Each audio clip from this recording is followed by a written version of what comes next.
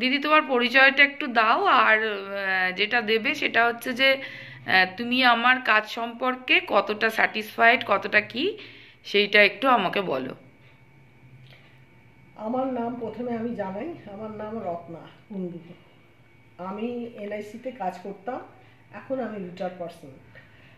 সোমাকে আমার অনেক দিন ধরে মানে ফোনের মাধ্যমে পরিচিত, কিন্তু মুখোমুখি পরিচয় হয়েছে আজ 7-8 দিন হলো।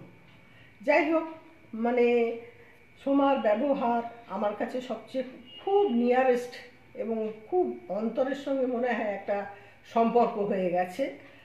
আর ওর যদি বলেন যে আমার ফিজিওথেরাপির ব্যাপারটা, আমি আগে যেরকম ব্যথা অনুভব করতাম বা হাত নাড়ালে যেরকম লাগতো, এখন সেটা অনেকটাই রিলিফ হয়েছে।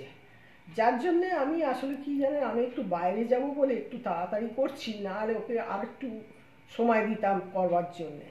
তবে এবারে ও যা এক্সারসাইজ বা আদার্স যেগুলো করতে বলছে আমি সেগুলোকে মেনে চলবো, এটাই আমার ইচ্ছা।